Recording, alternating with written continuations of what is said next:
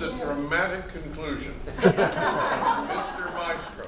And with a gentle reminder, the Metromaniacs at Theater 40 is about to open, so go ahead. Yeah, David's always plugging. Okay. Act 2, Scene 1, the next evening. We hear an orchestra playing the opening of Mendelssohn's Italian Symphony as the curtain rises. The lights in the room are low, and Emil stands center stage facing us, holding a baton, conducting the recorded music with feeling. This goes on for 20 or 30 seconds when Walter enters the room and approaches Emil.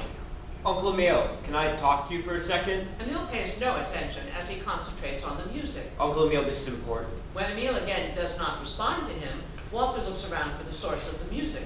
He walks out of the room into the parlor. 2 beats pass, and then the phonograph needle is yanked across the record, producing a gut-wrenching, scraping halt to the music. Emil reacts. Walter re-enters the room, unaffected by his deed. Uncle Emil, we have to talk. In the middle of Mendelssohn. What? Did you happen to notice I was doing something? You were just goofing around. That happens to be how I relax. Really? You know what always works for me? A cold beer and a hot bath. What do you want? Well, it's just this, and please don't get angry. I just can't stand by while my uncle makes a fool of himself. I mean, this whole marriage thing you're rushing into. I'm 70 years old. What do you expect, a long engagement? Hey, don't get me wrong, I'm all for marriage, but I thought you'd wind up with a rich old widow, someone sophisticated, not this fugitive from a chain gang. Do you care at all that she makes me happy? I know Marie makes you feel good, but these days you don't have to tie the knot to dip your wick. What? Hey, at your age, I'm sure you could use a pecker picker-upper, but that's no reason to... Is that what you think this is all about? Sex? Oh, come on, Uncle Emil. I've taken a shiny new car for a test drive too, but that doesn't mean I'm going to buy it. Walter, how would you like to see me perform the Up Your Ass Symphony in 3 short minutes? I mean, think about it. Just think about it. She's 40 years younger than you. You have nothing in common, and you hardly know her. I know we love each other, and we both want the same thing. Of course. A baby. Let's see. If you have a baby next year, he'll be in diapers when you're 73. You'll be driving him to nursery school when you're 75, and he'll be in Little League when you're 80, and when he graduates from high school, you'll be almost 90. Okay, you've made your point. Now, why do something that's going to screw up our lives? Our lives? Oh, that's what it comes down to, isn't it, Walter? You're not concerned about my future, you're worried about yours. Well, I just think... Frankly, I don't care what you think, Walter. Well, I guess you don't care about what anyone thinks. You're acting like a horny old fool and everybody knows it. They're laughing at you, Uncle Emil, and you used to be such a class act. I am a class act. Emil turns and exits. Hey, where are you going? No need to be offended. We're just having an honest conversation. Uncle Emil! Jesus, so sensitive. Marie enters from upstairs carrying her suitcase. Marie, are you going somewhere? Just putting my empty suitcase in the basement. Oh. Say, Marie, can I, talk to you for a minute? Sure. Let's sit down. Okay. I was just talking to my uncle. You know, he sure is crazy about you. Yeah. Your uncle's a really great guy. He's smart. Dresses really nice. Makes me laugh all the time. I guess you don't really have a problem with the age difference, huh? He says I make him feel young. But how does he make you feel?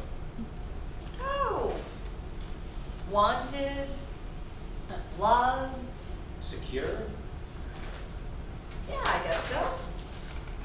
Because, you know, that's what's important in a marriage. Emotional security, financial security. He waits for a reaction that never comes. Gee, this is nice. What's nice? Just us sitting here talking. I mean, now that we're going to be related and all, you know, family. I mean, it means a lot to me getting close. Right. Now, how much would you want to take a hike? What? How much for you to repack that bag and leave? Never speak to my uncle again. What are you talking about? Would $500 cover it? I don't believe this. Oh, come on. We're both adults here. Now, how much? $750. No! All right. $1,000. I can make out a check to cash if you'd like.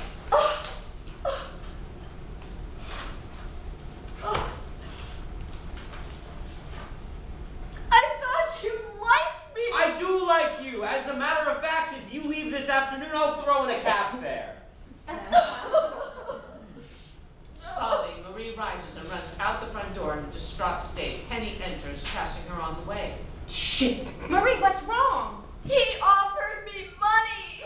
Walter, don't I satisfy you? Oh, don't be ridiculous. I offered her $1,000 and a cab fare to disappear. Are you out of your mind? You're right. I should have thrown in a plane ticket, too. How dare you hurt that poor girl's feelings? Am I the only one who thinks that this girl's up to something? I was just hoping she'd take a quick profit and go away, sink her hooks into some other old man. Face it, Walter, this marriage is going to come off and nothing you do is going to stop it. I know, damn it.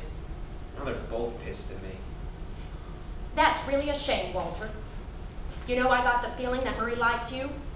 And if you ever want to be on good terms with your uncle again, you're going to need Marie's help. In fact, she might even be the key to getting Uncle Emil to sell this place. You're right. I can't believe that I never thought of that before. Besides, she'll never see any real money until he does.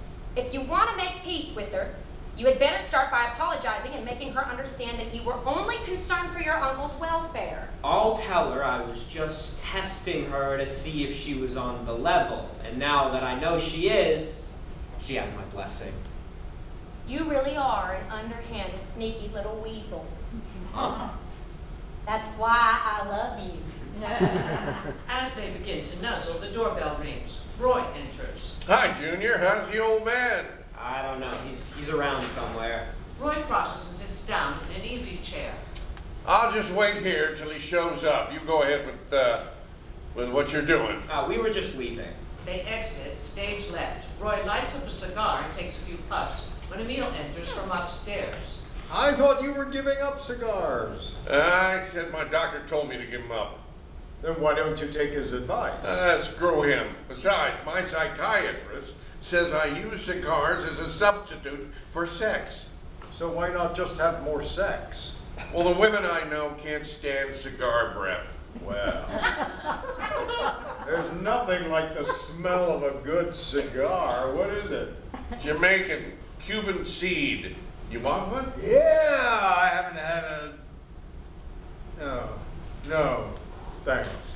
Well, take one. I brought one for you. No, Marie doesn't like cigar breath either. Oh, well, that's not so bad. My ex-wife asked me to give up smoking and drinking.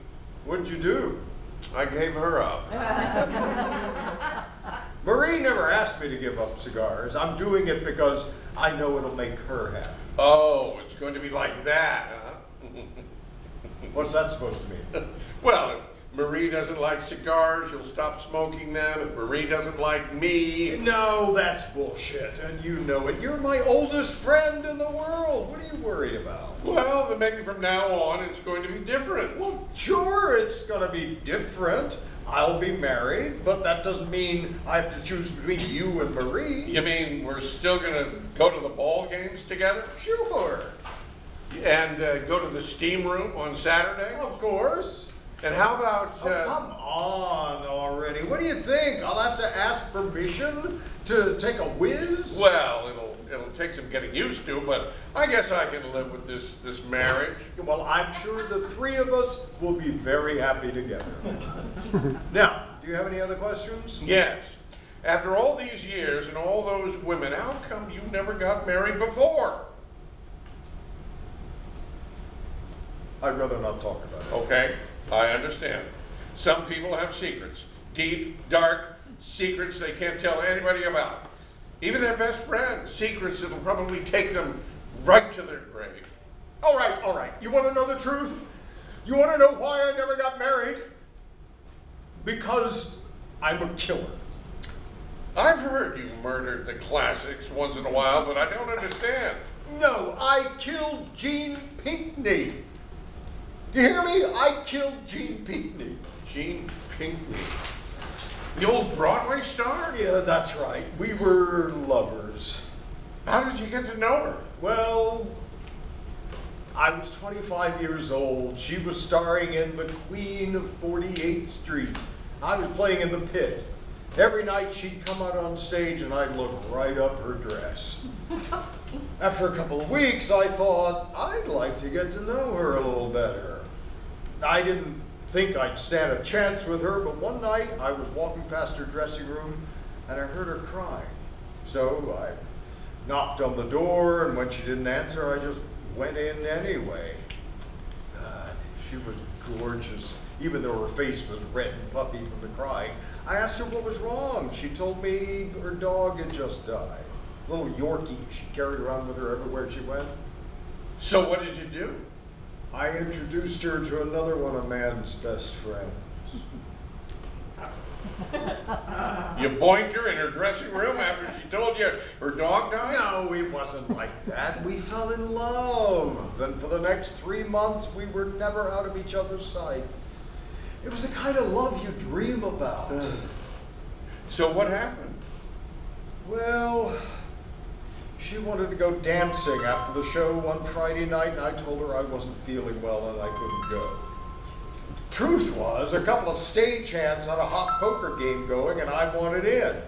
I won $247 that night. And Gene stepped off a curb at 52nd and Broadway and got hit by a Daily News truck. I'll never forget the headline in Variety. News hits Broadway beauty hard. Well, that's a terrible story, but I would hardly say you killed her. No, if I had gone dancing with her, she wouldn't have been walking there in the first place. We probably would have gotten married and had kids. And that's the reason you swore off marriage completely? No, you don't understand. It happened again 5 years later.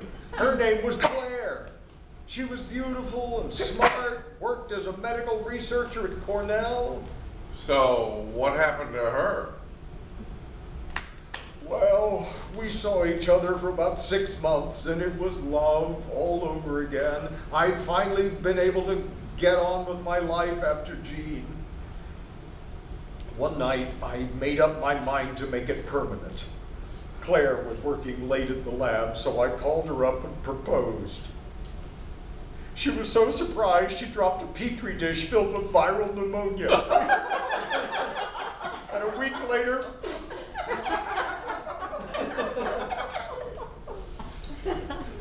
That's unbelievable. well, believe it, Roy. And it's taken all these years for me to allow myself to fall in love again. Does Marie know all this? I told her everything. Everything? Except that they died. Wouldn't want to worry her. Enter Francesca, dressed to kill. She crosses to the mirror and puts on her earrings. Roy stands up. Wow. You look great. Thank you. Hey, if you're not doing anything tonight, would you like to come with us to the ballpark? Why would I want to do that? Because diamonds are a girl's best. That's all right, go ahead. Because diamonds are a girl's best friend. Emil, please. Now, let me see. Hot dogs and beer at Fenway Park, or veal cordon bleu and champagne at Maison Jacques. Maison Jacques. I heard about that place. You have to call 2 months ahead for reservations and take out a second mortgage when the check comes. So who's the lucky guy? Marty Gross. Marty Gross, that condo king who'd like nothing better than to tear this place down and erect the tomb of the unknown yuppies? Real estate is only one of his interests, Emil. Marty appreciates opera, gourmet cuisine, and me. Who is this guy anyway? That hot hotshot real estate developer Walter wants me to sell out to. So what's this Marty Gross got over me? For one thing, he doesn't dress up like Popeye. Yeah? What else? He's a patron of the arts. He has donated a small fortune for scholarships to help gifted musicians. And I don't support the arts? I've got a half a dozen musicians on my payroll right now. I've been to your restaurants, and I've never seen any musicians. Well, you come back to the kitchen and I'll introduce you to every one of them. Patron of the arts. If I'm not getting too personal, how did you and Marty Gross get together? Walter thought we had a lot in common.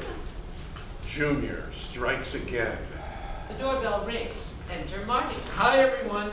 Okay if I use the phone? Francesca, you look fabulous. Hello, Crawford. Marty Gross. Time's up, Crawford. What's your answer? I told you I won't go any higher than 18 million. Sorry. No can do, senor. See you around the rodeo. What a schmuck. By this time next week, he'll be begging me to close this deal. And I will, for $1 million plus. Good evening, Marty. I'm sorry. Good evening, Francesca. Hello, Mr. Zimmer. Say, I know you. Aren't you on television? That's right. My kids never miss those Saturday morning cartoons. Shall we go? I'll be right back, Marty. I have to go get my bag. She exits. You have seen me on TV doing commercials for my restaurants. Captain Roy's Crustacean Station. Oh, yeah. There's one near my office. The secretaries go there for lunch sometimes. So how's business? Damn good. Matter of fact, we're opening station number 8 here. What's this? It's a coupon. Good for 1 free crab cake canoe or a fried shrimp boat. Did you read the profile on me in Jensen's last week? Jensen's? Jensen's Weekly, New England's Business Bible. Oh, sure. No, I must have missed it. Since I've been doing my own TV commercials, business is up more than 30%, and now I'm a local celebrity. Weren't you a little nervous the first time you stepped in front of a camera? No, acting comes naturally to me, like sex. I mean, there's a certain technique, a certain rhythm. I make commercials the way I make love. Yeah, about twice a year. Marie enters from the front door and crosses to Roy. Roy, do you like me? Well, sure I do. Why? Just checking. She turns and starts to go up the stairs. Hey, who's the insecure chick with the great buns? My fiancé. He crosses to the foot of the stairs. Marie, is everything all right? Yes, but if you don't mind, I'm gonna skip going to the ball game tonight and watch a movie on TV. I'll wait up for you, sugar. Oh, okay. By the way, what's on? It's one of those nature movies, Planet of the Apes. She exits up the stairs. Re-enter Francesca, carrying her handbag and coat. I'm ready. Francesca, you know what you have that really appeals to me? Great buns. Style. You really have style. Shall we go? Good night, boys. Don't eat too many hot dogs. She passed Roy on his belly. Then she and Marty exit. Can we hit the road now? As soon as Clive is ready. Clive? He's never been to a ball game before, and he asked if he could come with us. Enter Clive, dressed in sneakers, short pants, a Hawaiian shirt, and a baseball cap. Gentlemen, I'm ready to enjoy America's favorite pastime. He's sitting next to you. All right. Let's go. The beer is on me, fellas. To fully experience this event, I intend to drink until I puke. They exit. Lights down. Scene 2, later that evening. Lights are lowered. Marie enters holding a glass of wine and a paper and sits on the sofa chewing bubble gum and reading the National Enquirer. A few beats pass when Walter comes downstairs wearing a bathrobe and slippers. When he sees Marie, he cautiously approaches her, a bit ill at ease. Hello? Hello. Can we talk for a second? Haven't you said enough already? What are you reading? Oh, a 77-year-old Florida woman gave birth to triplets underwater. Oh yeah, I think I heard about that. You read a lot? Sure, all kinds of stuff. Any classics? Uh-huh. I've read every book ever written by Sidney Sheldon. Yeah, he's good too. Listen, I'm sorry I was so rough on you today, but you have to understand I had to do it to be sure you really cared about him. And you weren't just out for his banquet. So that's what everyone thinks when a younger woman goes out with an older guy? Boy, does that make me mad. So, did I pass your little test? Oh, yes. And that's why I've come to apologize. Really? I hope you can understand why I have my doubts. I mean, after all, you're young and pretty. Well, after what I've been through, I don't exactly feel like I'm Miss America. Hey, don't be so hard on yourself. From one member of the Pepsi generation to another, you're very sexy. Oh, come on, Walter. I mean, we're gonna be related. True, but I have to confess, whenever I look at you, it's going to be hard to think of you as my Aunt Marie. Well, how do you want to think of me? As a friend. A friend. Yeah, someone I can talk to, get to know better, and have more in common with than just my uncle. I'm not used to people being so nice to me. I mean, if there's anything you ever need, you can always come to me. Doesn't matter what it is, I'll just be here for you. I happen to be a very caring person. You know, it may sound corny, but when I was a kid, I used to help out little old ladies cross the street. I still remember how rewarding it was. Yeah, I think a lot of people misunderstand you. It's been that way my whole life. That's the price people like me have to pay for having this burning drive for success. Is that why you argue so much with Emil? We argue about business, but when it comes to family, he knows exactly what kind of person I am. I like a guy who's got his shit together. So, I just want to say I'm sorry. I was wrong about you, and I hope you and my uncle have a wonderful life together, and welcome to the family. He extends his hand to her. She jumps him, frantically kissing him. At first he is shocked and resists, but that soon gives way to mutual passion. Lights down. Uh-oh. Scene 3, the next morning, Saturday. Emil and Marie are seated at the breakfast table. He is reading the Boston Globe, and she the National Star. Vicky, dressed in a colorful aerobics outfit, serves them coffee. Emil takes a drink and rinses. This isn't my Viennese roast. What is this stuff? It's a roasted grain beverage with no caffeine, no acid, and no chemicals. They call it dark and delicious. Well, they're half right. Where'd it come from? The health food store. Yeah, I bought it for you, Emil. I read in one of my magazines that men over 60 should cut down on caffeine. Oh, well, thank you, sweetheart. I appreciate that. Do you like it? I'm sure I'll get used to it. Good. She bought a lot of it. Penny enters from upstairs and sits down at the table, uncharacteristically subdued. Morning. You want eggs? Or maybe scrambled? No, I'm not very hungry. I'll just have some juice. She opens her napkin, places it in her lap, and then lets out a big sigh. Is anything wrong? No. Why? I don't know. You're just usually so upbeat. I guess I'm just out of sorts this morning. Anything happened last night between you and Walter? I can assure you nothing happened last night between me and Walter. Where is he anyway? Usually he's out of the starting gate at the first sniff of breakfast. He's getting dressed. He took a shower this morning. Why, I don't know. He took one last night before he came to bed, then he conked out. Well, frankly, I like him better when he's unconscious. Enter Walter. When he spots Marie at the table, he hesitates slightly, but then proceeds nonchalantly to his seat between Penny and Marie. Good morning, Uncle Emil. Good morning, Marie. Darling. How do you feel this morning? I feel great.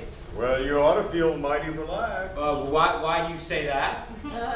Because it's the first time you've slept late for a couple of weeks. Oh, yeah, you're right. Could I have some coffee? Vicky pours a cup for Walter. Walter raises the cup. Thanks. You know, I've been thinking, we've got 5 empty bedrooms in this house. Do you know how we could use that to make some money? Open a bordello? No, we could rent them out to college students. Once again, he begins to raise the cup. Absolutely not. All right.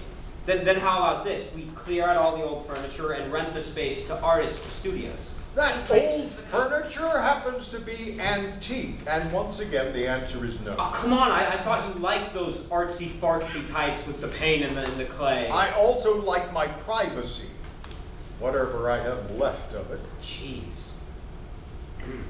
Good coffee. So, sweetie, what are you doing today? I'm taking Marie shopping for her trousseau.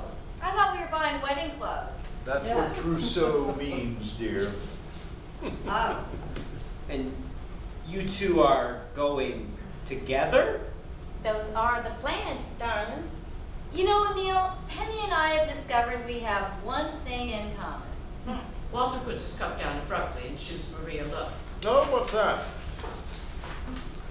We both love to shop. Oh my God! Walter, are you getting one of your migraines? Oh, maybe. Uncle Emil, do you have any aspirin in the house? Never use this stuff. Marie, do you have any? Sorry, I don't take aspirin. In fact, I don't take any kind of pills. Oh my God! The pain is getting worse. I better go to the drugstore and get something right away. She rises to exit. Mind if I go with you? I'm out of gum. No, I'll be all right, really. They exit. Oh, Uncle Emil, what would you do if I told you that someone you know is mentally disturbed? I'd tell you to get professional help, Walter. No, I'm talking about Marie. I happen to know she is out of her mind. Well, thank you for the diagnostic, Dr. Pensky. No, I'm serious. She needs help, psychiatric care. Before I say or do something I may not regret, how do you know this? I can't tell you. Emil puts down his paper, takes off his eyeglasses and puts them in a case, folds his napkin and places it on the table, and then rises. Wait, where are you going? To buy a gun. Look, I know we've had our differences, but I'm being straight with you now.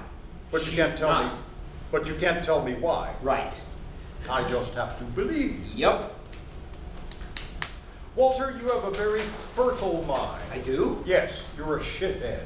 I guess this means you don't believe me. Right. Enter Francesca, who slams the door behind her. She rushes to Walter. I am an idiot. Why? Because I listened to you and went out with Marty Gross. Well, what happened to your fancy dinner at Maison Jacques? It was wonderful. I charged it. You charged it? Yes, Marty left home without it. I've never been so embarrassed in my whole life. I don't understand. He's loaded. I'm sure he'll pay you back. He's a big phony.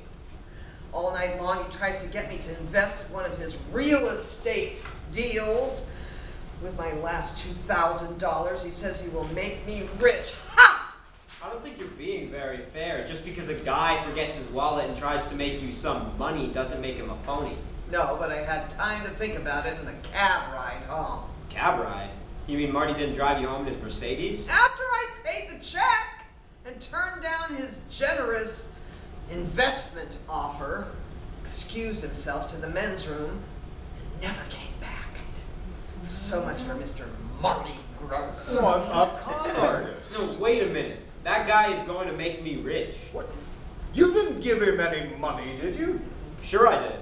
I'm in on a ground floor of a great opportunity. How much did you give him? Everything. All the money from Mom's life insurance policy.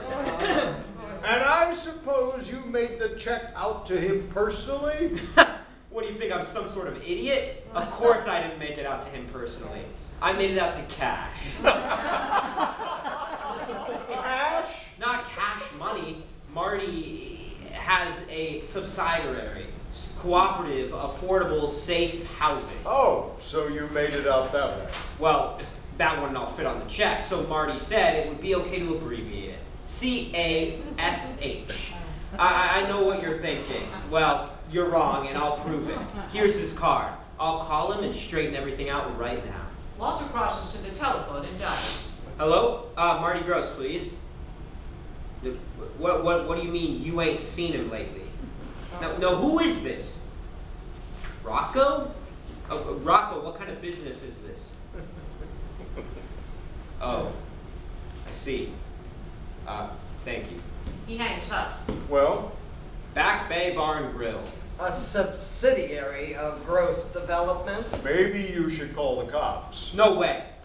You know, I'm not going down there. This has got to be a mistake. He races to the front door, passing Penny and Marie on his frantic way outside. Walter, I have his painkillers. Don't worry, he'll use them. Lights down. Scene 4, Saturday night. Francesca, Vicky, and Marie are seated around the coffee table drinking wine. They are surrounded by bags of potato chips and pretzels, a couple of empty wine bottles, and an empty pizza box. They're in good spirits and let out a big burst of laughter as the lights come up. No way, that goes on the list. I'm telling you, that is the only time you really need a man. You mean you've never done it by yourself? Of course not, that's filthy. What if you're all alone and you want to get going? I'd ruin my nails. A lady will wait for a man to come along. I still say a woman can do it just as good as a man. Penny enters from the kitchen carrying a full bottle of wine. She crosses and sits with them. Well, have you come up with number 10 yet? Yes, a man knows how to change a flat tire. Good. Okay, those are the 10 best things about men. Now let's do the 10 worst things. Oh, that's gonna be an easy one right there. This ought to be easy. Okay, what are the 10 worst things about men? Number 1, a man will screw anything. Yes, of course, they're always like that. If a knot hole is waist high, a man will make love to an oak tree. Oh! That's disgusting. It's true. If they're horny enough, they'll have sex with sheep. Do women do that? And they're always horny. An hour into a first date, if a woman is ready to throw up her skirt, they'll go, okay. Of course. They are always thinking of sex. It's because their genitals are hanging on the outside of their bodies. All right. Number 1, men will screw anything. Number 2? Well, that's so easy. After 4 husbands, I can tell you, all men cheat. All men. Except my father. I don't think all men. My first husband got the 7-year itch after 6 months. I'm not sure I agree with that, but okay. All men cheat. Come on, have some more wine. Yeah, if the men are going to have fun without us, we can have fun without the men. Does anyone understand why men have these bachelor parties? It's a male ritual, a sexual rite of passing. Their groom gets one last lay before monogamy sets in. Oh, it's not like that. A bachelor party is just a last blowout, a buddy thing. It's the way a man says to his friends he's got somebody else coming into his life now. That the woman is to be primary, and his friends have to understand that. A bull? It's a male excuse to get shit-faced. All right. Where were we? Number 3. How about men are big babies when they get sick? For sure. If they get a case of the sniffles, they start complaining and whining like it's the end of the world. I know what you mean. Walter really ticks me off when he's sick, asking me to bring him soup, bring him tissues, bring him this, bring him that. And you know whose fault it is? Ours. Why is it our fault? Because mothers raise their sons to expect everything from a woman. If you wake him up in the morning and get him breakfast ready and make sure everything is settled for him, a boy grows up expecting that from a woman for the rest of his life. Mothers ruin sons. So when it comes to relationships, they're really not giving. Men are self-centered.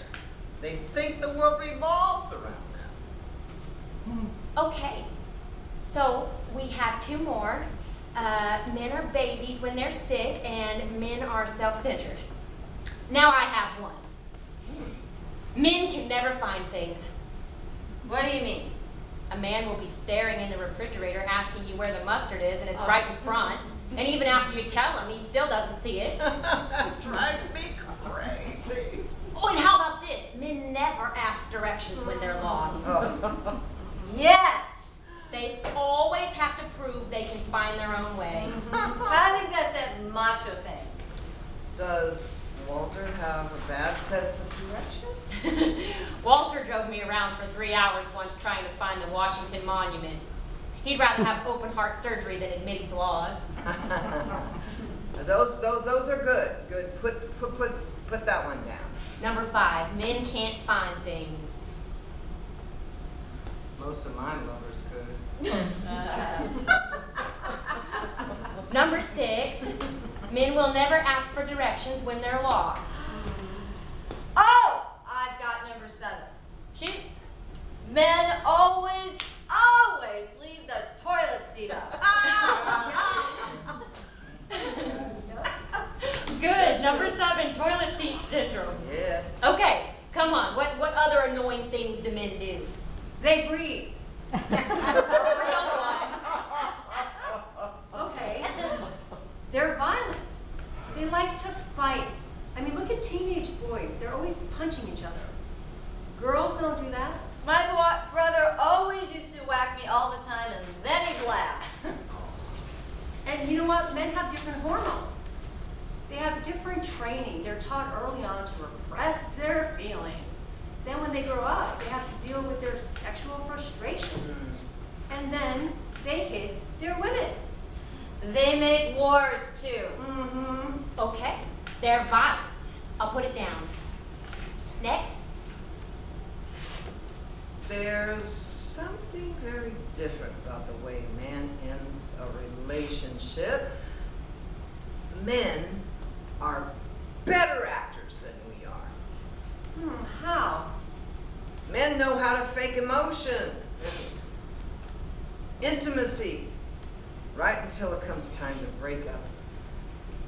I think they put on this act because they are afraid of constant confrontation and their own feelings. So, put that down. Men fake intimacy. 1 more. I'll take number 10. They leave their babies. It's bad enough when a guy walks out on his wife, or what kind of a human being abandons his own kids? I don't think Emil would ever do that. No, here we are. Depressing Marie, and she's going to be married. When I was a kid, I had this fantasy about marrying Cary Grant. God, I thought he was the perfect man. Did anyone else have a childhood fantasy romance? Veronica? Veronica? Who's Veronica? Veronica Lodge from Archie Comics. Great hair, great body, and rich, too. A cartoon? Whoever fell in love with a two-dimensional character? My mother. I am so looking forward to your wedding, Marie. Knowing Emil, I'm sure it's going to be an elegant affair, something you'll always remember. I love weddings. When I married Franco, it was so beautiful. He chartered a yacht off Capri. He took our vows under the stars, drank a magnum of champagne, and made passionate love in our cabin all night long.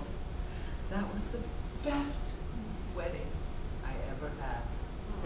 The front door opens abruptly and Walter runs in with his jacket in his hand and a messy shirt. Hi, honey, how was... I'll tell you later. Walter hurriedly exits. He is followed by Roy and Clive carrying a drunken, semi-conscious Emil who has both arms over their shoulders. Come on, let's get him upstairs. I can't now, he's too heavy. Well, then put him in that chair. Take it easy. They deposit the limp Emil into a chair. Is he all right? Yeah, he just overdid it. What happened? He was fine up until about 10. Then this Harvard kid found out it was Emil's bachelor party and started writing him about his age. You know, Emil. He told the kid he could out-party anybody. So Mr. Ivy League challenged Mr. Maestro to a beer-chugging contest. He's lucky it didn't kill himself. Where did Walter go? My guess is the shower. Emil threw up on him in his car. Are you sure he's all right? He looks terrible. Well, maybe you should call a doctor. No, all he needs is a night's sleep. Come on, Clive, let's get him upstairs and out of these clothes. I've never seen him like this before. Don't worry, he'll be all right. Lights out. Scene 5, Sunday morning. The room is empty. The breakfast table is set with green place settings with an envelope resting against a bud vase at the center of the table. Walter and Penny enter from upstairs. I don't see the purpose of staying. You've lost all your money, your uncle is not selling this place, and you know nothing about teaching music. Why are we here? It's rent-free, that's why we're here. Oh, Vicky! What's for breakfast? I don't smell any coffee.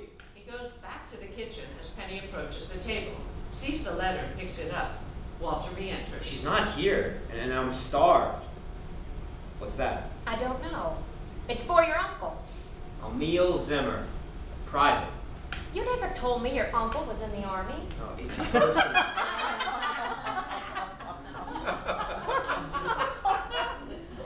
I better read it. Don't you open that letter.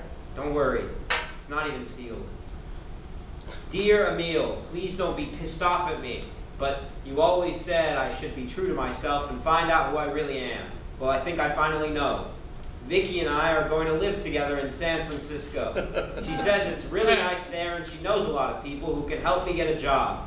I'm sorry if I hurt your feelings, but it's just the way things worked out. You were still really zonked when I kissed you goodbye this morning. Love, Marie. P.S. Tell what? Oh, nothing, just, one of those P.S.'s. May I see that? P.S. Tell Walter not to take this personally. What does she mean by that? I don't know. Can't you see? She's still all confused. All right, give me that. He stuffs the letter back into the envelope and places it back on the table. Emil enters from upstairs. Oh, good morning, Uncle Emil. There's a note here for you. Yeah, I already know what it says. Their things are gone. Don't you think you ought to read it? He silently crosses to the table and opens the envelope, reading the letter to himself. P.S. Tell Walter not to take it personally. I don't know. I told you. She had a screw loose. Well, there's no need to berate her anymore. Listen, Uncle Emil, if there's anything I can do for you, just tell me. I get anything at all. I appreciate that, Walter. You want me to cancel the caterer? This must be such a shock. Not really. No, I was getting all the signs. I just chose to ignore them. Well, this hurt will pass, and when it does, there are many ways a man like you can meet the right kind of woman.